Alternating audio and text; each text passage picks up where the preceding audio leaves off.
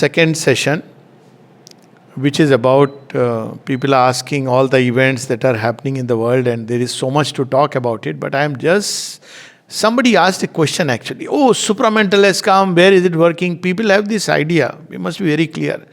Super mind is not working, not going to work to satisfy our human ideas, human comfort zone. Otherwise, it will not be super mind at all. It will be just human mind. So people get very disturbed when they say, oh, what is this? Marriages have dissolved, same gender people are meeting, this, that, 100 things. And they have this idea that this is going against. So if they see people living together without marriage, they say, oh, this world has gone to, and now they are seeing Iran-America war. So everybody is thinking that where is supermind working? It is through these that the supermind is working. We don't have the eyes because we have fixed formats of understanding things. And supermind doesn't work according to our fixed formats. That's why people find difficult to understand Krishna. They can understand Rama, they love Krishna, but they cannot understand Krishna. Krishna doesn't fit into any format. Your moral ideas, ethical ideas. So, we must understand. I have written a note, I'll later on speak on that also. How the supermind is working, even things which we think are going away. Human beings are pushed out of their comfort zones. The latest comfort zone we are being pushed out of is petrol and gas. It's so lovely. Recently I saw somebody has discovered how from a mobile charger you can run your gas stove. It charges for 8 hours Indian. I said, this is very good innovativeness. Many people I know have already switched to electrical. This nice. Why do you want to be dependent on gas and petrol, which is coming from see the difference. What is the problem? Okay, one day it is going to finish, maybe 20 years down the line, we know that. But look at it, it comes from the bowels of the earth. The other is from the lightning and electrical energy. There is a basic difference. Then there is the solar energy. So you see, as man will evolve, we will anyways go in that direction. Petrol and gas, LPG are not the future of the race. But anyway, that's not the only thing about the war. You see, two countries which are fighting. One which with wealth and power and it destroying its own wealth and power. The other, the hardcore, it not technically the hardcore because Shias are supposed to be a little different. But in the whole Islamic world, if there is any gunda, it is Iran. I've spoken about that, and in the whole world, if there is any gunda, it is USA. So basically, two gundas are fighting and destroying each other's economy, destroying each other's, power, and in the process, everything around is getting affected. Well, because people have to evolve and change. They are not ready to change. All people are being pushed out of their comfort zone. And we must understand this, because if Mother said this long back. I spoke about this message of the mother 54 years back. She gave this message. Men, countries, continents, the choice is imperative. Truth or the abyss. And we don't like to see it, but this is going to become more and more. Both of them have spoken about it. 20 years, 30 years. Look at where humanity is very happy. Same old. My family, my little money, my little this thing, bank balance, very happy. They thank God if they have got a nice car to roam around and children are settled abroad. What a depravity of thought. Really, if you look at it, poverty. If you have to have an ideal, let it be something much higher. So this is going to take a very bad hit. So the mother says, this is a conversation of 6th May 1972. And mother is very indrawn, and the disciple asks the mother, do you see something? 6th May 72. She says, I believe I already told you that there is as though a golden force which is pressing down, that has no material consistence and yet seems to be tremendously heavy, and which is pressing upon matter thus to compel it to turn toward the divine inwardly. And then she says, not an outward escape, but inwardly to turn to the divine. And so the apparent result is as though catastrophes were inevitable. Very clear. It's a divine silence, one should. But then, is that the only thing? And yet, along with this perception of inevitable catastrophe, because matter is resisting. See, why doesn't the divine immediately create a new world? Because it'll break down. It's a tremendous power. Mother has said so many times. You have to, supermind will prepare. It comes with a cushion of divine love. All who enter into the path, the cushion is divine love. She has described this elsewhere. Otherwise, you'll break. She was asked this, even Sri Aurobindo was asked, why don't you use the supramental power? He says, earth will not be able to bear it. So mostly he would use the overmind power, even though he was in full possession of the supramental power. And yet, along with this perception of inevitable catastrophe, there are at the same time solutions to the situation. I'm just talking about one solution. Events which come about that are by themselves altogether miraculous. It is as though the two extremes were becoming more extreme. As though the two extremes were becoming more extreme. As though what is good was becoming better and what is bad becoming worse. It is like that with the formidable power. That's why I keep telling, when people point to me some news they send about something, I said there is also something else happening. You are not seeing it, you are not able to see it, and this is dangerous. Because if you see the other side, it is catastrophic, and this is not going to stop here. Supposing there is a small little nuclear fallout. Oh, see what's going to happen. Even that's going to help in that whole process. Even that energy, that radiation, this my... because the new creation matter will be luminous matter. So I leave it to people to guess what it could be. But this is going to be, a lot of hitting is going to take place. And she says, it is felt like that. And then in the circumstances, many things that happen generally in an indifferent way become acute. Situations, differences become acute, bad wills become acute. And at the same time, this at the same time is what we should remember, extraordinary miracles, extraordinary, which many of us do witness. Very strange. People are saved who were about to die. Things that were inextricable, all of a sudden get sorted out. I'm sure all of us have this experience. I have, many of us have. So this is what is happening. So we have to understand. And then for individuals also it is the same thing. And she gives us a clue. They who know how to turn inwards, who sincerely call the divine. This is what in a message of men, countries, continents. She gives this secret. Those who have turned to the divine sincerely have nothing to fear. Absolutely nothing. Nothing can touch them. Who feel that it is the only salvation, the only way out.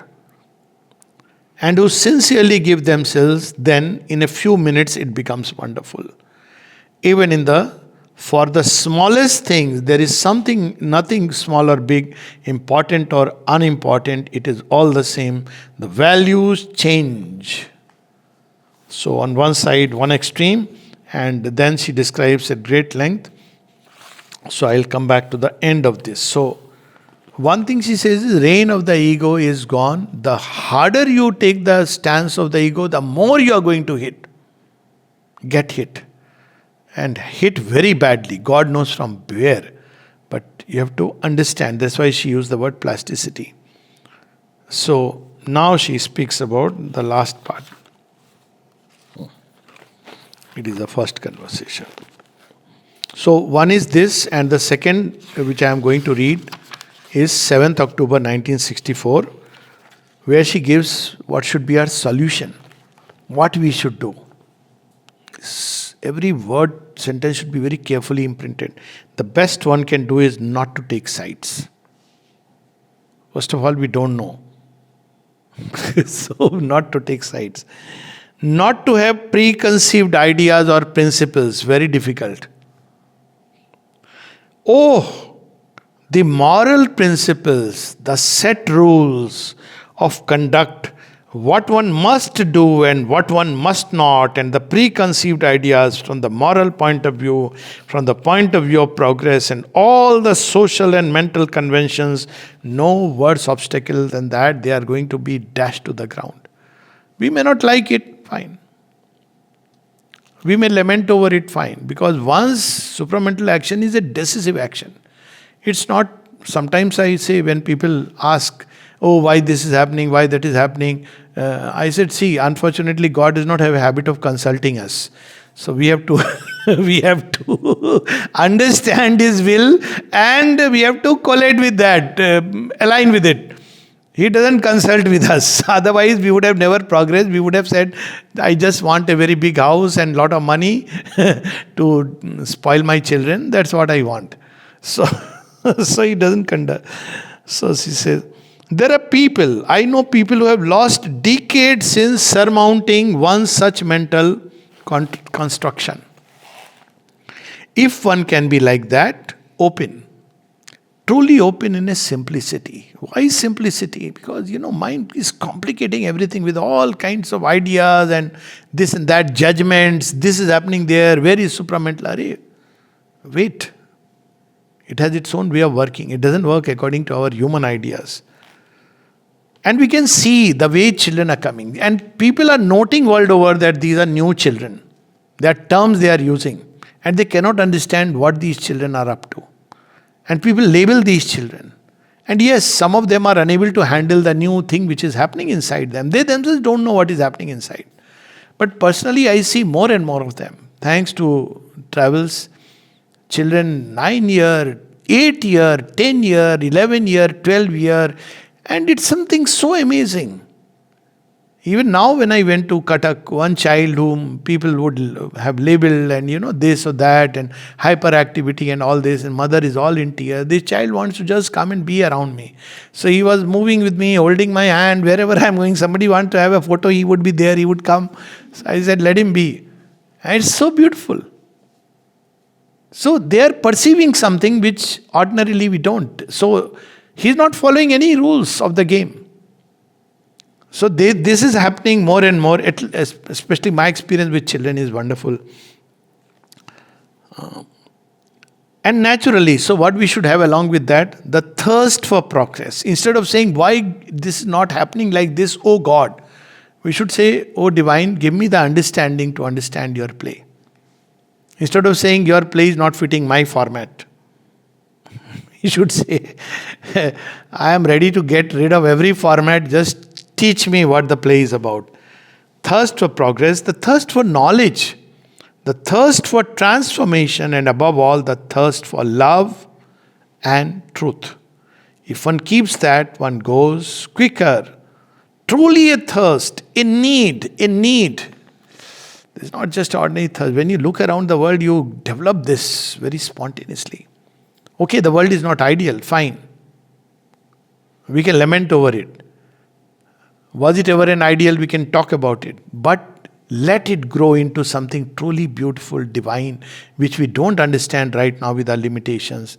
Could the monkey ever understand the ideal world of humans? According to the monkey, it is a letdown. If you see the chimpanzee's life.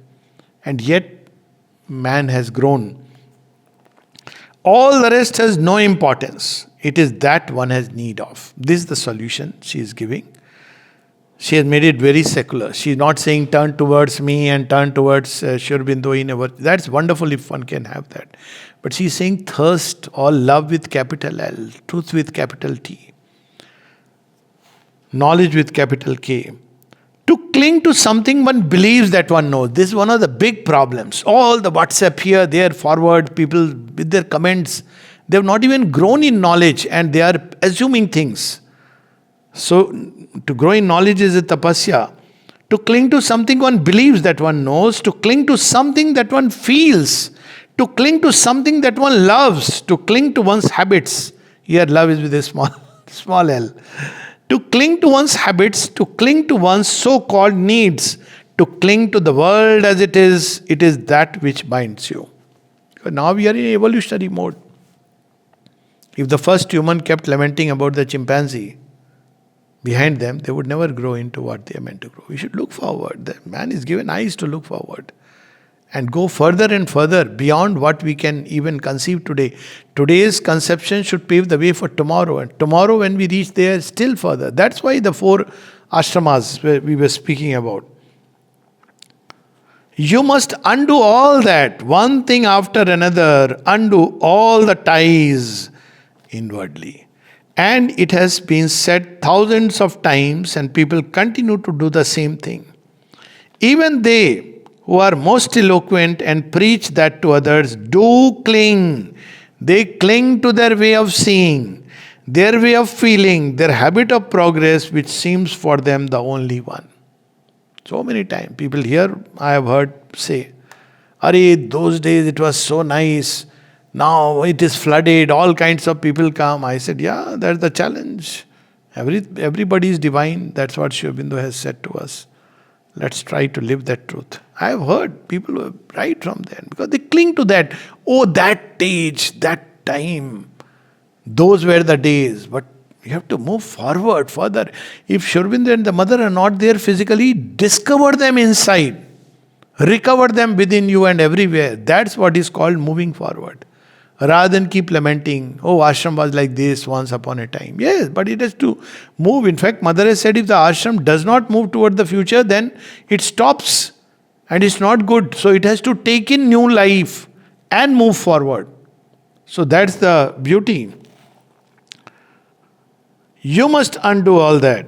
No more bonds. Free, always ready to change everything except one thing, to aspire this thirst. I understand well there are people who do not like the idea of a divine. See how she has made it so wide. That's why in Auroville, Russians didn't want to use the word divine. He said, all right. Are you okay with perfection? He says, yes, that we accept. Okay. So they have they read this. We have in their manifesto. It was not the divine, but perfection. Okay, it doesn't matter. You may use the word perfect love. You may use the word truth. It doesn't matter. But progress. See, that is why religions are breaking down, because they have stopped human beings, tied them to a fixed formula. Same thing with philosophy. Now, this, if it benefits one, wonderful. But one should know that one has to move. One should not get stuck that I have this belief. It must be realized. Otherwise, we become another, mullah state, that I believe there is God. Realize God. Start with belief. Perfectly fine. So she says, because immediately it gets mixed up with all those European or Occidental conceptions which are horrible, and then that complicates their life somewhat. But you are not in need of that. What are these European conceptions? God is out there, in command, there is the law forever. Once a Christian, always a Christian. Once a mullah, always a mullah. No. Get beyond all this. Realize this something one is in need of. The love one is in need of. Now, love with a capital L. The truth one is in need of. The supreme perfection one is in need of. And that is all. The formulas, the fewer formulas there are, the better.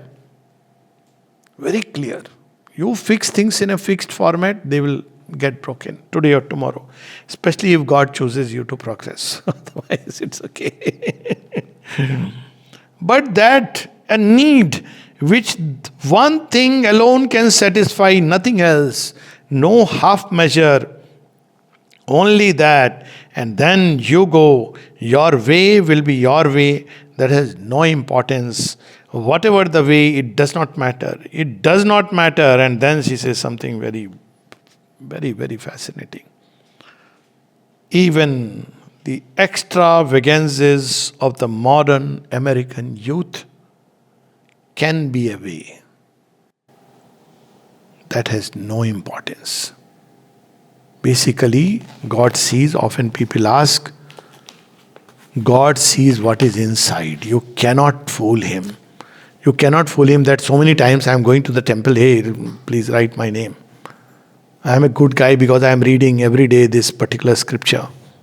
He knows what is going on in the heart. It is this thirst, this need. Of course, it's wonderful, the divine, because automatically. So, what is the difference in secular and this? Since he has put a secular approach here, love, wisdom, basically they are all attributes of the divine. So, you can either talk about the divine as a person, or you can talk about the divine personality. Either which way, the elements of that. So this is the solution, and this is going to become more and more. Well, everything that is fixed, including fixed habits, are going to be broken. Every format. Mother spoke about ascetics who get up, or people who get up early morning and then they do the ablutions and then they take the name of God. She says all this is gone. She spoke about conventions, even about marriage, and she said all that is gone. Because it's something very new. The old world is being reset. It's in a reset mode. So when the phone is put on, this example with which we will stop, so many times when you have to do that reset or whatever, it says no software update. So what do? If you click for the next few minutes, your phone doesn't function. You don't know what is happening. After some time it will say now it is ready, so you open. So world is entering into a reset mode. So this reset mode, for phone it is your maybe a minute or 2 minutes. But when the world is in a reset mode, it's a century or two. So that's what is happening. All the old thing is going away, new things are getting updated, integrated. So we can either look at this side, feel unhappy, sorry, sad, it's okay.